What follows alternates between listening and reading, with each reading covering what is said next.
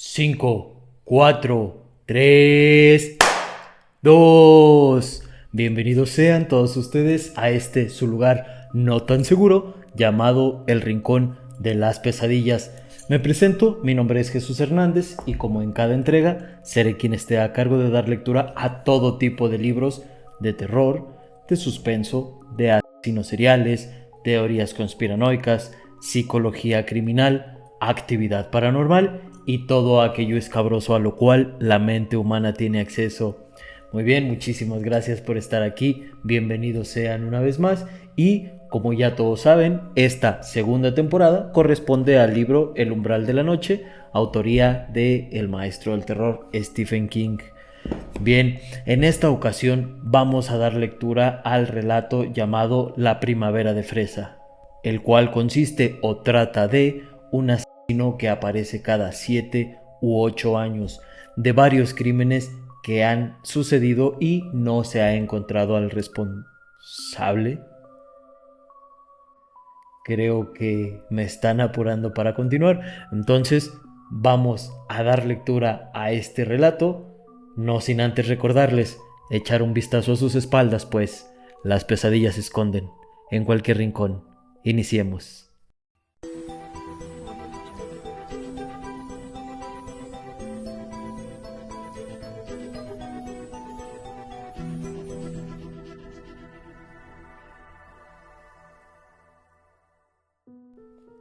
La primavera de fresa. Jack Pies Ligeros. Esta mañana vi las dos palabras en el periódico y, Dios mío, cómo me hacen remontar el pasado. Todo eso ocurrió hace casi exactamente 8 años. Una vez, mientras sucedía, me vi en un programa nacional de TV, el informe de Walter Cronkite, solo un rostro en un segundo plano, detrás del periodista, pero mi familia me identificó enseguida. Me telefonearon desde el otro extremo del país. Mi padre me preguntó qué opinaba de la situación. Pura pomposidad y cordialidad, y camaradería. Mi madre solo me pidió que volviera a casa, pero yo no quería volver. Estaba entusiasmado. Entusiasmado por esa oscura y brumosa primavera de fresa, y por la sombra de muerte violenta que la recorría en aquellas noches de hace 8 años, la sombra de Jack Pies Ligeros. En Nueva Inglaterra, la llamada primavera de fresa. Nadie sabe por qué. Es solo una frase que emplean los veteranos. Dicen que se presenta cada 8 o 10 años. Lo que sucedió en el New Sharon Teachers College en aquella primavera de fresa específica. Es posible que eso también se ajuste a un ciclo, pero si alguien lo ha descubierto, nunca lo ha dicho. En New Sharon, la primavera de fresa comenzó el 16 de marzo de 1968. Ese día se interrumpió el invierno más frío de los últimos 20 años. Llovió y se podía oler el mar a 30 kilómetros al oeste de las playas. La nieve, que en algunos lugares alcanzaba casi 1 metro de profundidad, empezó a derretirse y los senderos del campus se llenaron de lodo.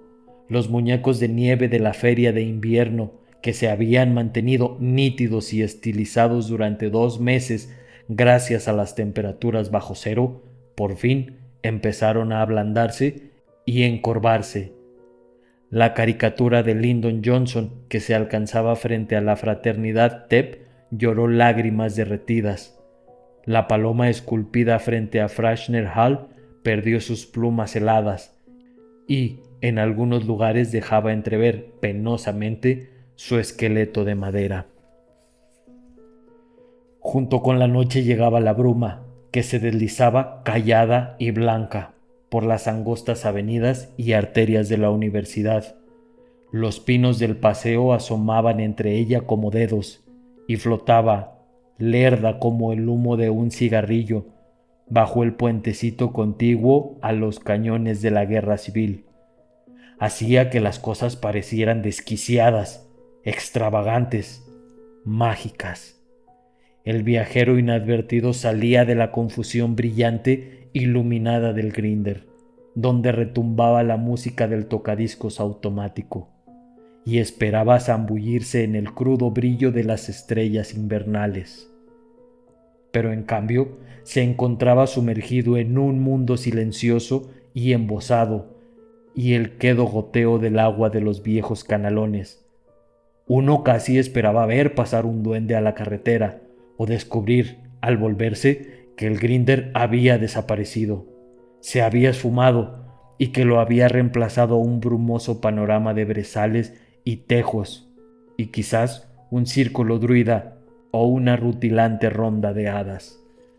Ese año el tocadiscos automático tocaba Love is Blue, tocaban Hey Jude una y otra vez, tocaba Scrabble of Fair, y esa noche, a las 11:10, un alumno de primer año llamado John Dency, que se encaminaba hacia su residencia, empezó a gritar en la niebla y dejó caer sus libros sobre y entre las piernas abiertas de la chica muerta que yacía en el ángulo sombrío del aparcamiento de ciencias zoológicas, con un tajo que le cercenaba el cuello de oreja a oreja, pero con los ojos abiertos, casi centelleantes, como si ella acabara de hacer el chiste más gracioso de su vida. Y Dancy gritó, y gritó, y gritó. El día siguiente amaneció encapotado y lúgubre, y concurrimos a clase repitiendo una avalancha de preguntas ansiosas. ¿Quién? ¿Por qué? ¿Cuándo crees que lo atraparán? Y siempre la misma pregunta final, emocionada. ¿La conocías? ¿La conocías de verdad? Sí, seguía un curso de arte con ella. Sí, uno de los amigos de mi compañero de habitación salió con ella el año pasado. Sí, una vez me pidió fuego en el grinder. Estaba en la mesa vecina. Sí, sí, yo. Sí, oh, sí, claro, yo también. Todos la conocíamos. Se llamaba Gail Kerman y estudiaba arte. Usaba gafas de armazón metálica como las de una abuelita y tenía un lindo cuerpo. Todos la querían, pero sus compañeras de habitación la odiaban. Nunca salía mucho, aunque era una de las chicas más promiscuas del campus. Era fea, pero atractiva. Se trataba de una chica vivaz que hablaba poco y casi nunca sonreía. Estaba embarazada y tenía leucemia. Era lesbiana y la había asesinado el chico con el que estaba liada. Era una primavera de fresa y el 17 de marzo por la mañana todos conocíamos a Gail Kerman. Media docena de coches patrulla de la policía del estado entraron lentamente en el campus y la mayoría de ellos aparcaron frente al Judith Franklin Hall, donde había vivido la muchacha. Cuando pasé por ahí, rumbo a la clase de las 10, me pidieron que mostrara mi carnet de estudiante. Fui astuto, exhibí aquel en el que no aparezco con los colmillos de fuera. ¿Lleva un colmillo encima?, me preguntó el poli, inteligentemente. ¿Se trata de Gail Kerman?, inquirí, después de haber explicado que lo más letal que llevaba encima era mi llavero con la pata de conejo. ¿Por qué lo pregunta?, quiso saber. Llegué a clase con 5 minutos de retraso. Era la primavera de fresa. Y esa noche nadie caminó solo por el campus, mitad académico, mitad fantástico. De nuevo flotaba la bruma impregnada de olor a mar, silenciosa y espesa. Hoy prescindimos del café debido al clima, pero espero me acompañen con una excelente bebida.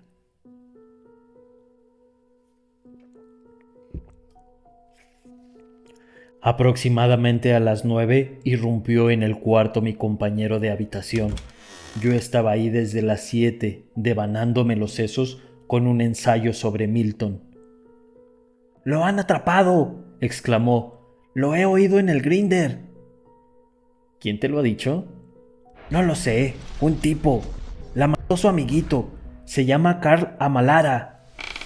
Me arrellané en la silla, aliviado y desilusionado. Con semejante nombre tenía que ser verdad. Un crimen pasional, letal y sórdido. Está bien, asentí. Me alegro. Salió del cuarto para divulgar la noticia por el pasillo.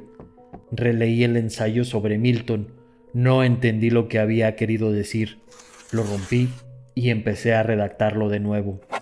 Al día siguiente apareció en los periódicos.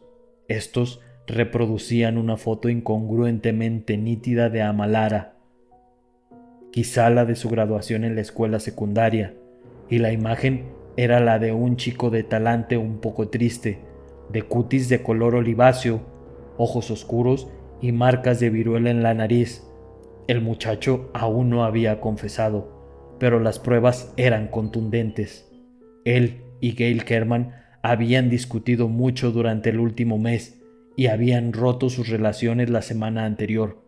El compañero de habitación de Amalara dijo que lo había visto abatido en un cofre que había bajo su cama. La policía encontró un cuchillo con una hoja de 18 centímetros y una foto de la chica que aparentemente había sido cortada con unas cizallas. Junto a la foto de Amalara se reproducía otra de Gail Kerman, en la que aparecían un perro borroso, un flamenco de jardín despeluchado y una rubia bastante vulgar con gafas. Una sonrisa nerviosa le había levantado las comisuras de los labios y tenía los ojos estrabóticos. Una de sus manos descansaba sobre la cabeza del perro, de modo que era verdad. Tenía que ser verdad. Esa noche volvió la niebla, que se desplegó con insolente sigilo. Yo salí a caminar. Me dolía la cabeza y caminé para respirar, inhalando el aroma húmedo y brumoso de la primavera que barría lentamente la nieve que se resistía a desaparecer, dejando al descubierto manchones muertos de la hierba del año pasado, parecidos a la cabeza de una vieja abuela suspirando. Esa fue para mí una de las noches más bellas que recuerdo. Las personas con las que me cruzaba bajo los faroles aureoleados eran sombras susurrantes, y todas parecían estar enamoradas y caminar cogiéndose con las manos y los ojos. La nieve derretida goteaba y corría, goteaba y corría, y de todas las bocas de las alcantarillas brotaba el rumor del mar, de un oscuro mar invernal que ahora refluía vigorosamente.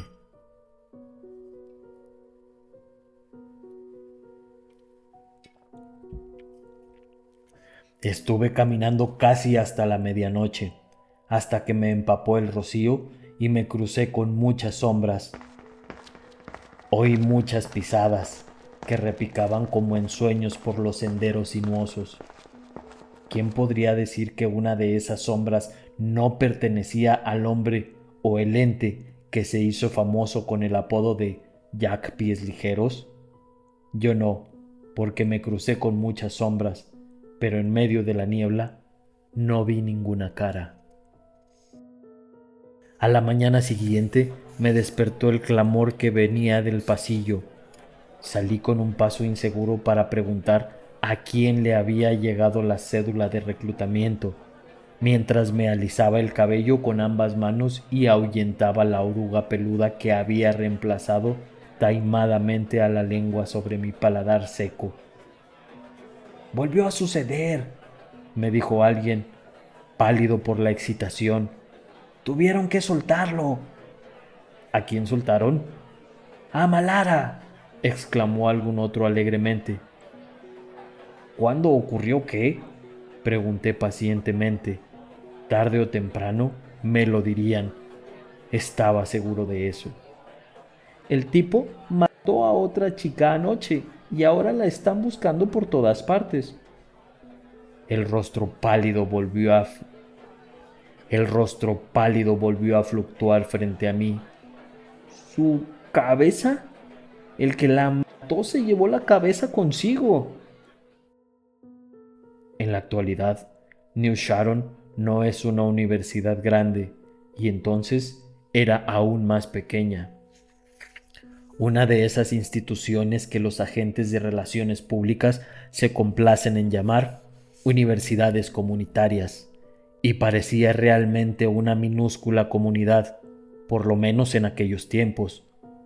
Uno y sus amigos conocía por lo menos de vista a todos los demás y sus amigos.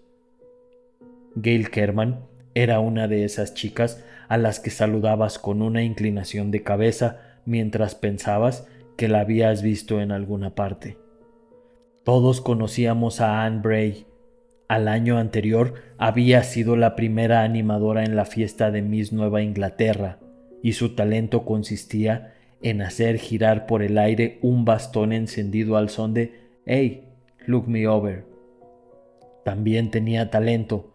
Hasta el momento de su muerte había sido directora del periódico universitario, un pasquín semanal con muchas caricaturas políticas y cartas ampulosas, miembro de la Sociedad Estudiantil de Arte Dramático y presidente de la sección local de la Fraternidad Femenina de Servicios Nacionales.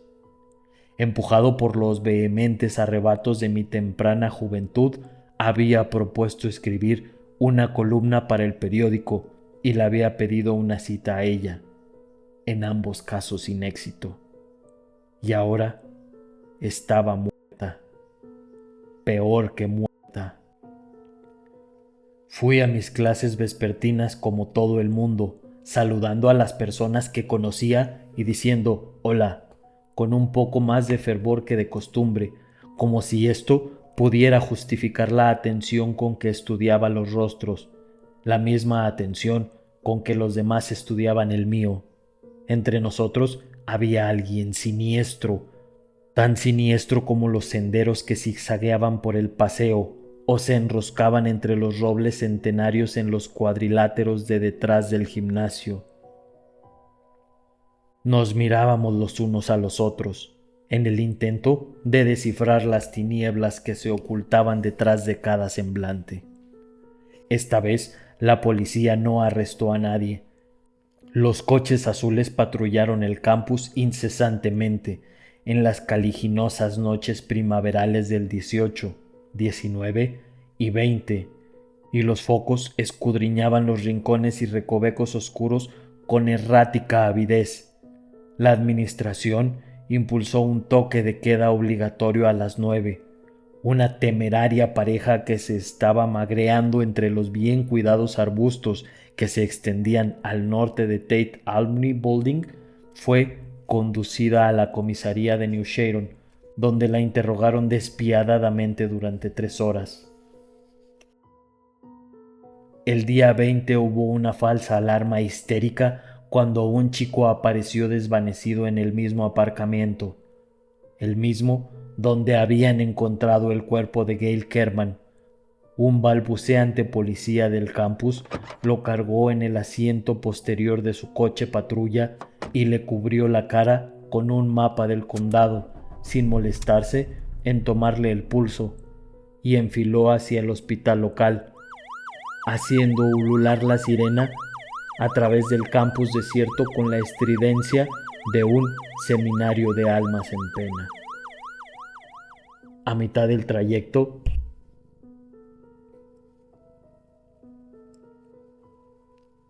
el cadáver del asiento posterior se incorporó y preguntó con voz cavernosa: ¿Dónde diablos estoy? El policía lanzó un alarido y tras detener el automóvil echó a correr por la carretera. El muerto resultó ser un estudiante llamado Donald Morris, que había pasado los últimos 2 días en cama con una fuerte gripe. ¿Aquel año era asiática? No lo recuerdo.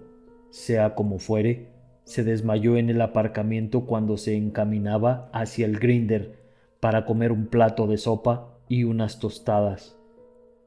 Los días siguieron siendo calurosos, con el cielo encapotado. La gente se congregaba en pequeños grupos que se disolvían y se recomponían con asombrosa rapidez. Si mirabas las mismas caras durante mucho tiempo, empezabas a concebir ideas raras acerca de alguna de ellas.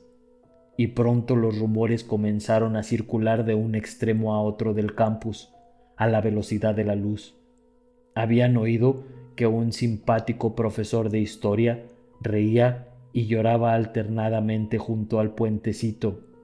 Gail Kerman había escrito con su propia sangre un críptico mensaje de 2 palabras sobre el asfalto del aparcamiento de ciencias zoológicas.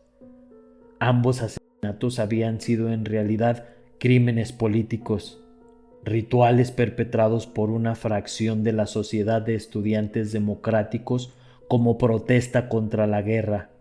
Esto era realmente absurdo. La SED de New Sharon contaba con 7 miembros. Si se hubiera escindido una fracción importante, la organización habría desaparecido simplemente.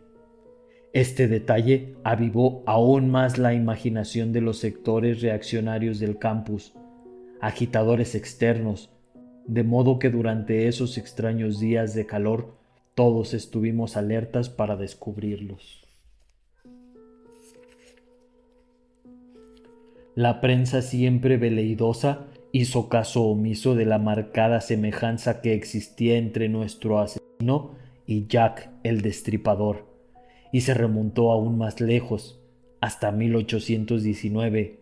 A Anne Bray la habían encontrado en un terreno lodoso a unos 4 metros de la acera más próxima, y sin embargo no había ninguna pisada, ni siquiera las de ella. Un fantasioso periodista de New Hampshire, apasionado por lo arcano, bautizó al asesino con el apodo Jack Pies Ligeros, en homenaje al infame Dr. John Hawkins de Bristol, que había matado a 5 de sus esposas con extraños ingredientes farmacéuticos, y el nombre perduró, probablemente en razón de aquel terreno fangoso, pero desprovisto de huellas. El 21 volvió a llover, y el paseo y el cuadrilátero se convirtieron en ciénagas. La policía anunció que infiltraría detectives vestidos de paisano, hombres y mujeres, y retiró la mitad de sus coches patrulla. El periódico del campus publicó una editorial de protesta muy indignado, aunque un poco incoherente contra estas medidas. Su argumento parecía consistir en que, con toda clase de policías disfrazados de estudiantes, sería imposible distinguir a un auténtico agitador externo de otro falso. Llegó el crepúsculo y junto a él la bruma, que se levantó lenta, casi reflexivamente en las avenidas bordeadas de árboles, ocultando uno tras otro a todos los edificios. Era tenue e insustancial, pero al mismo tiempo implacable y amenazadora.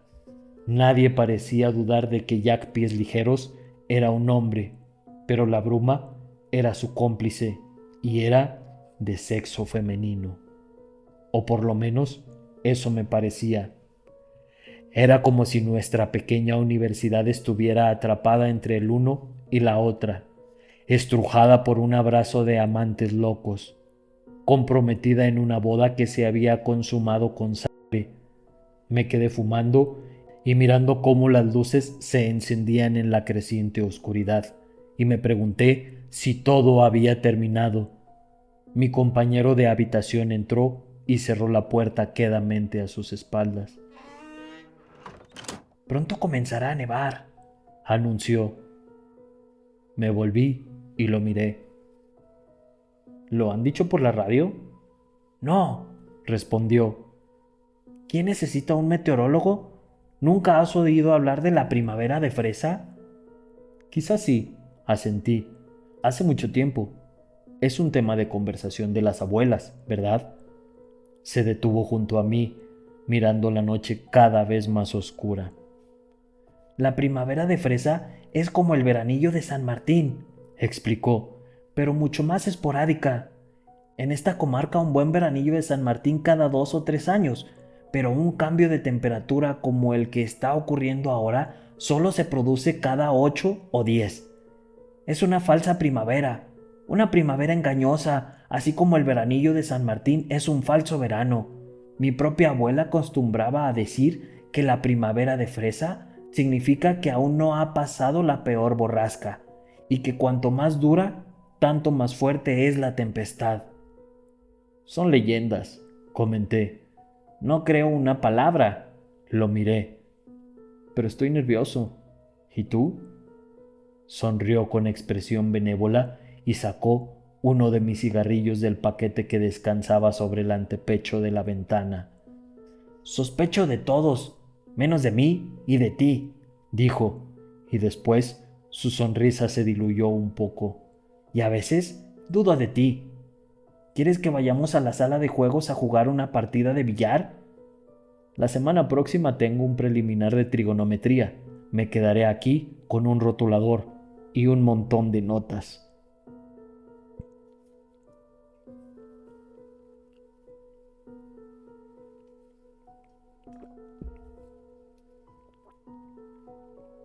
Ya hacía un largo rato que se había ido y yo solo atinaba a mirar por la ventana, incluso después de abrir el libro y de enfrascarme en el tema. Una parte de mi ser continuaba afuera, caminando por las sombras, donde ahora imperaba algo tenebroso. Esa noche fue asesinada Adele Parkins. 6 coches patrulla y 17 detectives con aspecto de estudiantes universitarios, incluso 8 mujeres que habían llegado desde Boston, vigilaban el campus. Pero Jack Pies Ligeros la mató de todos modos, eligiendo certeramente a una de las nuestras. La falsa primavera engañosa lo ayudó y lo instigó. La asesinó y la dejó apuntalada por el volante de su Dodge 1964, donde la encontraron a la mañana siguiente, y una parte de ella apareció en el asiento posterior y otra parte apareció en el maletero. Y sobre el parabrisas había 2 palabras escritas con sangre: Ja, ja. Esta vez fue un hecho real, no un rumor. A partir de entonces, el campus enloqueció un poco. Todos habíamos conocido a Adele Parkins y nadie la había conocido. Era una de esas mujeres anónimas, ajetreadas, que se deslomaban trabajando en el Grindr de 6 a 11 de la noche, enfrentándose con hordas de estudiantes ávidos de hamburguesas que interrumpían brevemente sus estudios en la biblioteca de enfrente. Esas 3 últimas noches caliginosas de su vida debió de pasarlas bastante descansada. Todos respetaban estrictamente el toque de queda, y después de las 9 de la noche, los únicos clientes del Grindr eran los polis hambrientos y los bédeles felices, cuyo mal humor habitual se había atemperado considerablemente ahora que los edificios estaban vacíos. Es poco lo que queda por contar. La policía, tan proclive a la histeria como cualquier ser humano que se siente acorralado, arrestó a un inocuo homosexual llamado Hanson Gray, estudiante graduado de sociología, quien arguyó que no podía recordar dónde pasó varias de las noches letales. Lo inculparon, lo procesaron y lo dejaron partir deprisa a su ciudad natal de New Hampshire después de la última noche nefasta de la primavera de fresa, cuando Marcia Curran fue descuartizada en el paseo. Nadie sabrá nunca por qué estaba fuera y sola. Era una muchacha regordeta, de melancólica belleza, que vivía en un apartamento de la ciudad con 3 compañeras.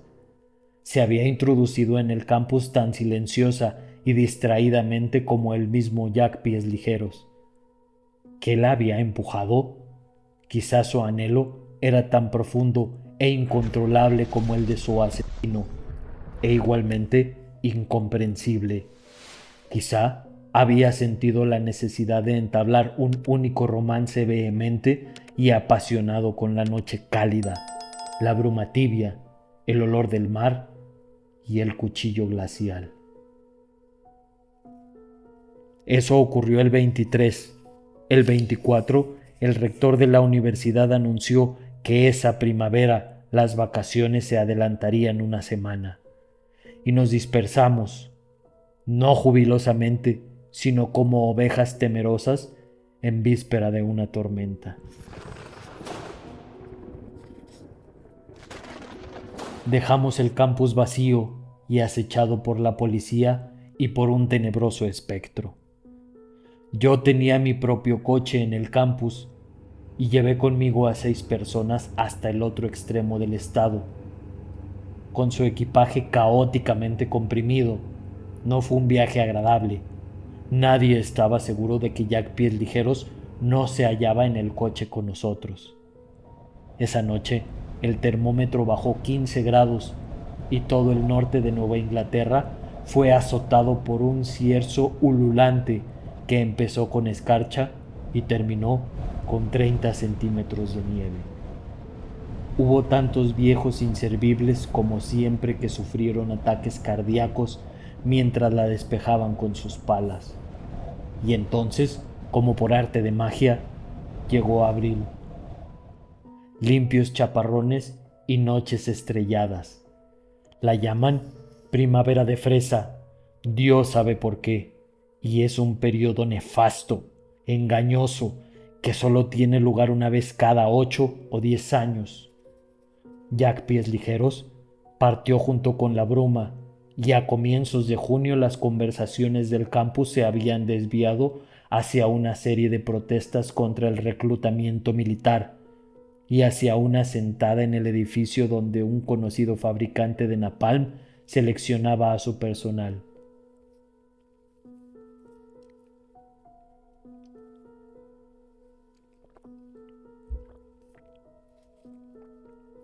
En junio, casi todos evitaban abordar el tema de Jack Pies Ligeros, por lo menos en voz alta. Sospecho que había muchos que le daban vueltas y vueltas en privado, buscando la única fisura del huevo compacto de la demencia, la única fisura que permitiría encontrar una explicación racional. Ese fue el año en que me gradué y el siguiente fue el año en que me casé. Conseguí un buen empleo en una empresa editorial local. En 1971 tuvimos un hijo que ya casi ha alcanzado la edad escolar. Un niño simpático y curioso con mis ojos y la boca de mi esposa. Por fin, el periódico de hoy. Claro que sabía que estaba ahí. Lo supe ayer por la mañana, cuando me levanté y oí el murmullo misterioso de la nieve derretida que corría por los canalones, y olí el aroma del mar desde nuestro porche, situado a 14 kilómetros de la playa más próxima. Anoche me di cuenta de que había vuelto la primavera de fresa, cuando salí del trabajo y emprendí el regreso a casa, y tuve que encender los faros para penetrar la bruma que ya había empezado a desprenderse de los campos y los huecos, desdibujando los edificios y circundando los faroles con aureolas mágicas. El periódico de esta mañana dice que han asesinado a una chica en el campus de New Sharon, cerca de los cañones de la guerra civil. La asesinaron anoche y la encontraron en un montículo de nieve derretida. No estaba toda ahí. Mi esposa está alterada. Quiere saber dónde estuve anoche. No puedo decírselo porque no lo recuerdo. Recuerdo que salí del trabajo y emprendí el regreso a casa. Y recuerdo que encendí los faros para encontrar el rumbo entre la maravillosa niebla incipiente. Pero eso es lo único que recuerdo. He estado pensando en aquella noche brumosa en que me dolía la cabeza y salí a respirar, y me crucé con todas las bellas sombras, sin rostro ni sustancias, y he estado pensando en el maletero de mi coche, preguntándome por qué demonios tengo miedo de abrirlo. Mientras escribo estas líneas, oigo que mi esposa llora en la habitación vecina. Sospecha que anoche estuve con otra mujer. Ay, Dios mío, yo sospecho lo mismo.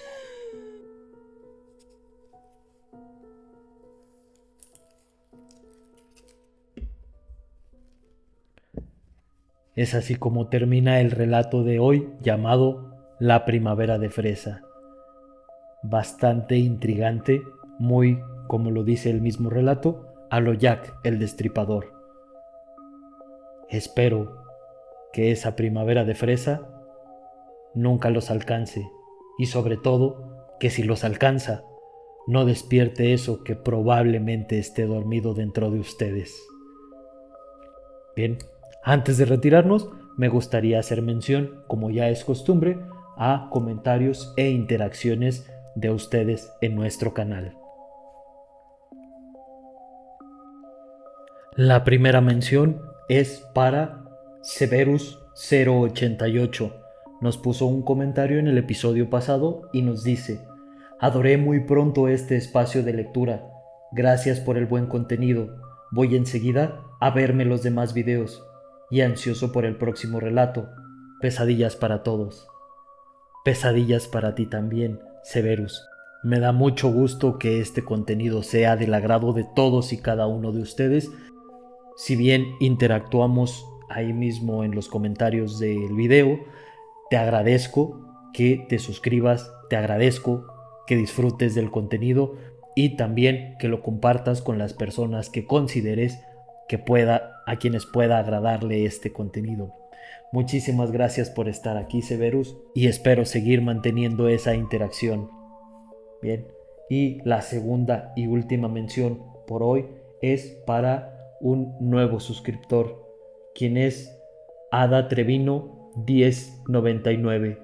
Muchísimas gracias, Ada, por suscribirte y espero que también, como todos y cada uno de nosotros, disfrutes de estos relatos. Por mi parte ha sido todo. Yo me despido, no sin antes desearles agonizantes días y plañideras noches. Hasta la próxima.